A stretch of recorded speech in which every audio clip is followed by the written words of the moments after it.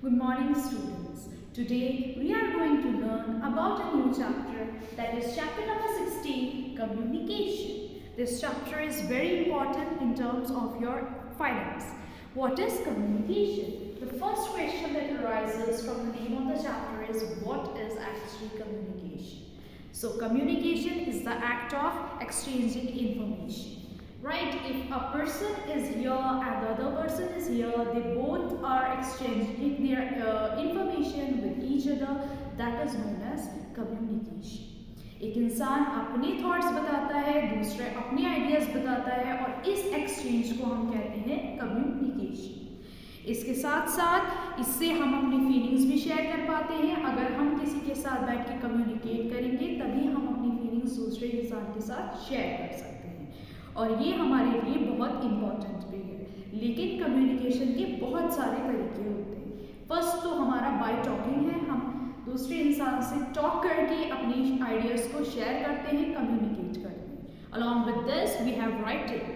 Yes, हम क्या कर सकते हैं, हम राइट कर सकते हैं और राइट करके दूसरे इंसान को अपनी बात को पोर्ट्रे कर सकते हैं, that this is what I want to say, और दूसरा इंसान भी उसके बदले में हमें रिप्लाई दे सकता है कि वो इस बारे में क्या कहते हैं। ऐसे भी लोग हैं जो कि म्यूट होते हैं, वो अपनी बात को बोल नहीं पाते हैं, तो उनके लिए भी साइन लैंग्वेज होती है जिससे वो अपनी बात को कम्युनिकेट करें।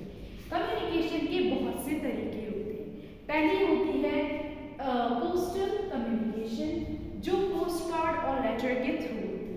दूसरी आती है टेलीकम्युनिकेशन, जो टेलीफोन फैक्स के थ्रू होती है। Along with this we have mass communication, जो न्यूज़पेपर और टेलीविजन के थ्रू होती है। सो फर्स्ट ऑफ ऑल हमें थोड़ा पोस्टल कम्युनिकेशन के बारे में पढ़ लेना चाहिए। ये वो कम्युनिकेशन है जिसमें हम यूज़ करते हैं पोस्ट कार्ड का। ये कम्युनिकेशन आजकल तो इतना कॉमन नहीं है, but in earlier times people used to communicate a lot through postcards, inland letters as well as packages.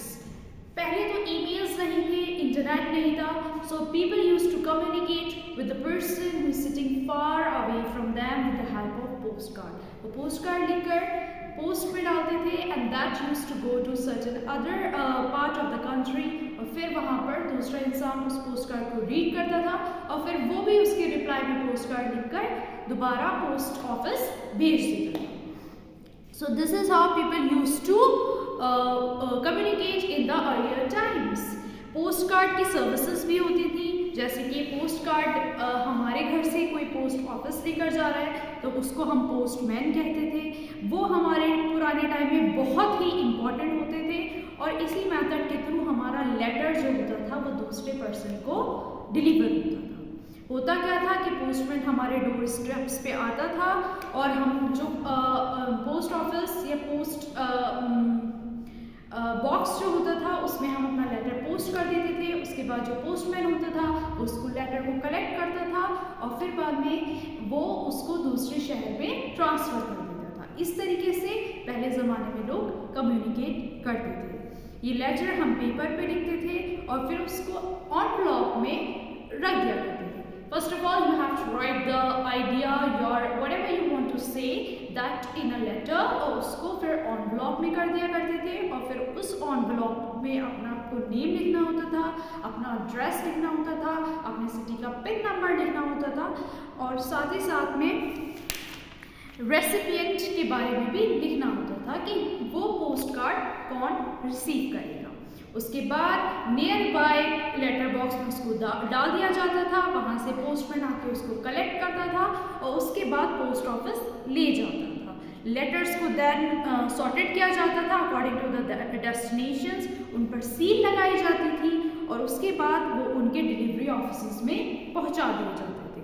वहाँ से एक पोस्टमैन आता था, वो लेटर को रिसीव करता था और उस लेटर पे जो भी एड्रेस लिखा होता था उस एड्रेस पे उस लेटर को पहुंचा देता था। आई होप आपको ये टॉपिक क्लियर हो। इसके साथ साथ अगर आपको इस टॉपिक में कोई भी प्रॉब्लम है तो आज हम उसको इस क्लास में डिस्कस करेंगे। Thank you so much.